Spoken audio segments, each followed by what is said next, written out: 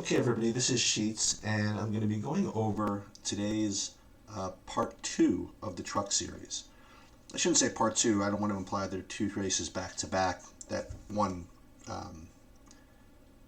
there are two stages or anything like that. They're just running basically the same race 2 days in a row, and it does bring up a decent opportunity to be, I don't want to say to be different, but to use a little bit of psychology to, you know, to build some good lineups here. So let's just get right into it. First thing I would say, and again, this is going to help if you watched yesterday's review, which was only about 10 minutes. So if you want to, bone up by watching that, that would help. But there are a couple of variations going into today because they just ran yesterday. Now, the way I look at it is sort of, boy, one day I'm going to do a full horse racing video of how you handicap horse racing and things like that. But it's very similar to the way I look at horse racing and also used to do sports betting and things like that. Is you have these cars which are not perfect, okay? And you have these people operating them which are not perfect. And when something happens, and then there's very little rest between that thing happening and the next day, it's very unlikely that it's going to happen again. They crank these cars up and they get so much out of these cars and so much emotionally out of these drivers that to run them back to back like that is very, very difficult. Now, there are some exceptions to that, which I can get into, like Kyle Busch, for example, last week, or was it last week or 2 weeks ago, ran 3 races in 2 days and basically won the first 2 and was second in the third. So much for that. But I'm still going to stick to that with respect to building lineups because I think ownerships are going to, be drawn to the people who did well yesterday. And I just, not that they can't do well today, but I just feel as though, again, the chance that they do well is just is not as good as the way people are going to be betting on them. But let's do our normal analysis about how the race I think is going to go and building lineups accordingly. The first thing I would say is, with respect to dominators, what's really good is that, well, good, bad, whatever, is that they put some guys near the front that just have no chance. So Brendan Poole's in the 4, Purdy's in the 1, Majeski's in the 5, Gillen's in the 6. These guys had no chance to basically lead laps. So it's going to be between probably Brandon Jones and X to lead laps right out of the gate, with only a couple of guys kind of breathing down their necks, that being Sauter and Creed. So what I'm going to do is I'm probably going to have every one of my lineups have at least one of X and Jones. So let's start by doing that. So let's get rid of Zane Smith, for example, and we'll put X in these lineups. Now, again, you don't have to play this way. You don't have to play these exact lineups, but this is the way I build, okay? And I have only 8 lineups, and I don't even know if I'm going to play that many more than that. But so that's one. The next thing I want to do is, in a different build, right? Let's put Brandon Jones. So, boom. And so what we'll do is we'll go 50% Jones and 50% X. So that's taken care of already. The next thing that I would like to do is take a minimum of one of these guys that I think, again, could dominate from this position. So fortunately, they make it really easy for us, and they have Sauter, Creed, and Smith all kind of near each other, and also Crafton and Moffitt right behind them. So what I'd love to do is get, again, at least one of these, okay, from each thing in every lineup. So basically that means I want to have 2, if I could, of Moffitt, Sauter, Creed, and Smith. But let's start with 1.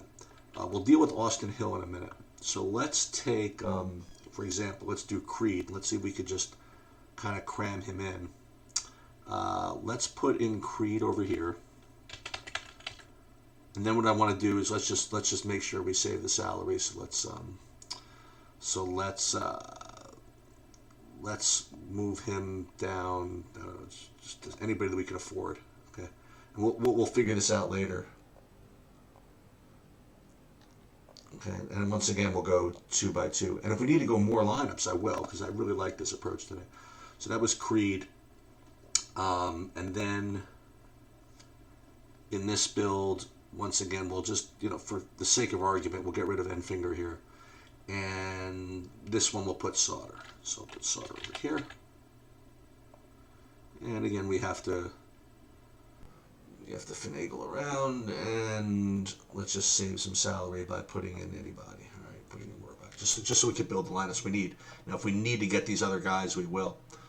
And then let's again for the sake of getting everybody in that we want, let's then go back into here. This one didn't have any. I forgot to get any of them. So here we'll get in. So we have Sauter, we have Creed, then there's Smith and Crafton. So let's get one of each, Smith and Crafton.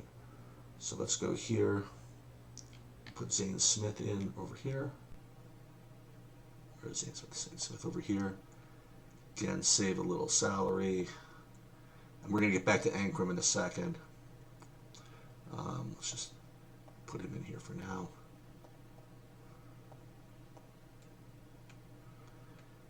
And that was getting Zane Smith. This one will get Crafton. Wait, we got to get back into. Hold on a minute.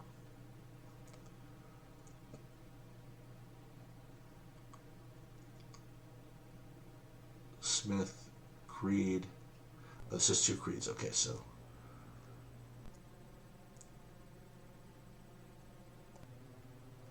Crafton.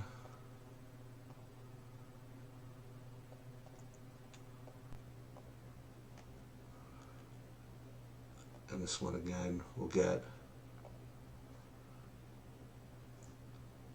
Smith.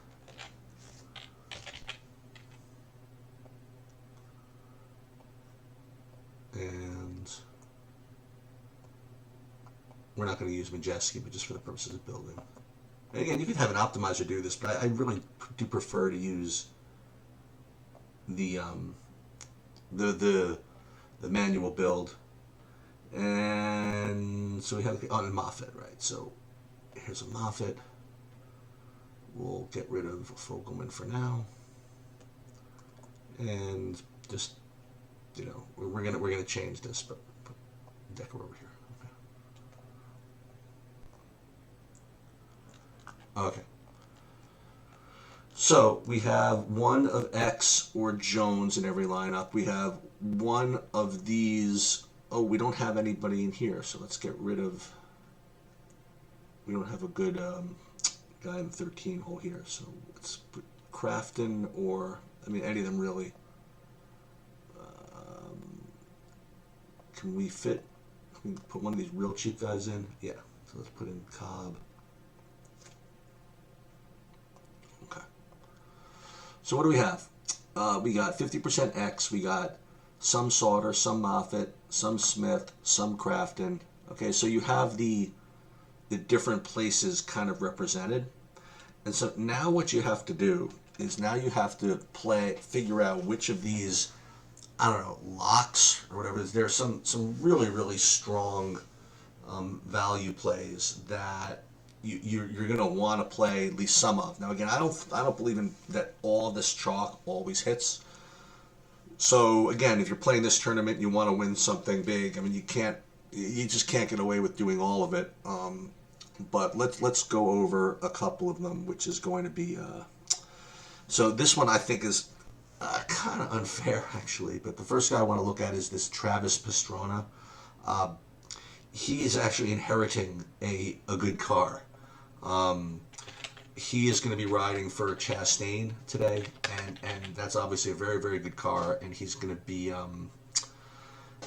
starting back at 34, so he makes to be a really, really good place differential play. So what we're going to do is we're going to put him in for now. In let's say 4 of them. Okay, let's say 2 of them. How about that? So Decker. Wait. I like him more than Fogelman, right? So let's make sure we put him in here and then here. And let's get rid of him for the time being. Might have to come back and get him in a minute, but okay. So I'll put him in 2 lineups just for kicks. The next guy that we have to talk about is well, these are actually 2 guys that are kind of similar. One is Friesen and the other one is Ankrum. And the thing is, they're both starting really far in the back, and they both had really bad issues yesterday. They both had flat tires. So I guess you do have to use at least one of them, right? So let's just make sure that we got either a Friesen or an Ankrum in there. So let's just look at all. So this one's got Friesen already. This one has an Ankrum. So do I have 50%? So I have 100% Friesen, 50% Ankrum. So that's fine. This is 100% Friesen. We're not going to need him all the lineup, so that's good. It's going to give us room to do something else. Friesen, all Friesens, and 50% Ankrum, which is fine. So the other guy that I would love to get, and this is, again, I hate to play favorites and things like that, but this guy, Derek Krauss, just always seems to get it done. Not always seems to get it done. I mean, he's always brings his best game. He always, his car is pretty good, and I think he's very, very steady. He's got the 11 hole, so it's not the greatest thing in the world, but maybe he'll keep ownership down. So I want to make sure I get a decent amount of him, and I do have a decent amount of him already. So I have 75%. So then what you have to do is then you have to, Then what you have to do is get rid of some of this other stuff that you have. So like I have Majeski in here. These are just kind of placeholders. But then what I have to do is maybe take out Friesen and move up to some of these other guys that maybe I didn't get as much of as I'd like. And let's see if we can't just do it with the 8 lineups. You already have your base, right? Your dominators. You have your guys in like the 14 hole, that you want. You have a guy like in the 7 or the 10 that you want. And this is kind of almost like horse racing analysis. How is the race going to go? Do you have representation from all parts of the track of drivers that you like? And in this case, you do. So let's first look at this one. And you'll see already that I have Rohrbach. Do I like Rohrbach? Let me look back at my numbers here. Let me see if Rohrbach is somebody that I think I could get behind. I don't know. Maybe, Fogelman, Rohrbach. They're okay, but I don't need to force them in. So let's just see what I can't do to make this one a little better. So what we need to do is we need to get rid of, if we can get rid of Decker and Rohrbach, okay, can we make the rest of this lineup work with guys that we can kind of live with, okay? Well, it'd be nice if we can go back to Krauss and jam him in this lineup. Then you could play Fogelman if you want, or Rohrbach. So I think that's probably a good idea. Now, between these two, I don't really have much of an opinion, so you know what you do? You just leave the most money on the table. So that lineup is solid and good. This one here actually looks pretty good already, right? This does 100% Friesen, so maybe we want to do something about that, but we'll see. Here, this has Majeski and Fogelman, so we don't need that. So let's take Majeski out, and this one, let's take Friesen out to diversify, and let's see if we can't get somebody else in that we don't really have enough of. Like, for example, if we went to another Creed lineup, just for the hell of it, then we can go back to Rohrbach over here, leave 700 on the table, which would be somewhat interesting. Or we can go back and play Pastrana here. So this is very solid. Okay, boom. Okay, good.